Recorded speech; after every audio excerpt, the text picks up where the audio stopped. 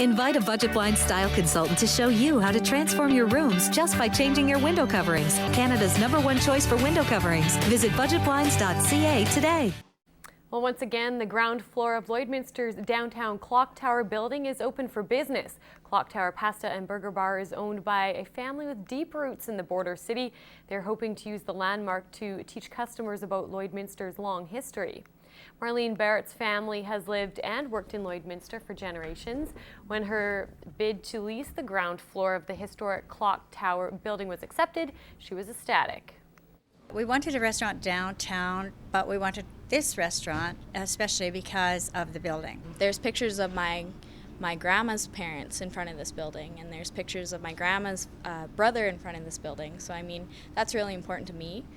Decor was gathered up from around the city, and Barrett is expecting to borrow more than 90 pictures from the regional archives to proudly display on the walls. She says many current residents don't know much about Lloydminster's past. The history of the whole downtown had burnt down, and then after that there was a law in that all the buildings had to be brick and that, and people don't know that stuff, so that stuff's kind of nice to bring to people. Barrett hopes the homemade food and warm atmosphere will draw in the crowds as well. All right, back to local news now. Hockey has always been a passion in the border city, and back in 2005, Alberta and Saskatchewan both turned 100.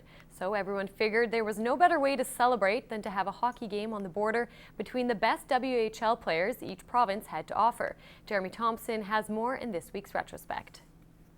Thank you in particular to the Alberta and Saskatchewan Centennial Committees for your support in making this event possible, and to the City of Lloydminster for your cooperation in serving as the site of this historic event.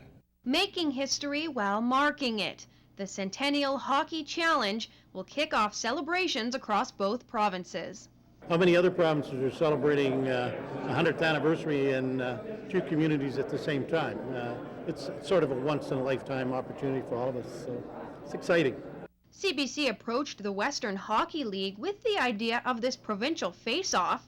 With Lloydminster's unique location and the historical celebrations of both provinces, it seemed a WHL game in our border city was the perfect plan.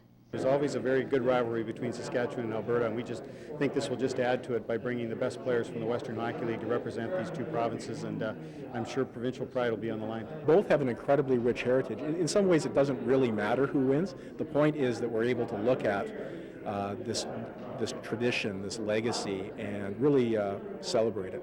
April 14th will kick off with a pancake breakfast outside of Ernie's Coffee House. The game starts at 7 p.m. at the Civic Center, with CBC Radio and television broadcasting all day on location in the border city. We've never really done anything like this, and that's what's so exciting about the Centennial Year is we're finding new ways of working together with new partners, in this case with our colleagues to the west. CBC Alberta and CBC Saskatchewan have never created a common program that will be heard in both provinces. And for local Centennial organizers, the recognized uniqueness of Lloydminster is yet another reason to be proud. The fact that there's interest from outside and that our unique location on the border it makes it positive. Sometimes that we have to work twice as hard as people who only are involved with one province, but when this type of thing happens, it makes you realize what a special city we live in and how many people are aware of it. Jessica Isaac, NewsHour. 10 years later, and WHL is back in Lloydminster. Both the Saskatoon Blades and the Edmonton Oil Kings have traveled down Highway 16 for an exhibition game here in the border city, with all the proceeds going to Lloydminster's own Bobcats. Well, that's all for Retrospect this week. I'm Jeremy Thompson.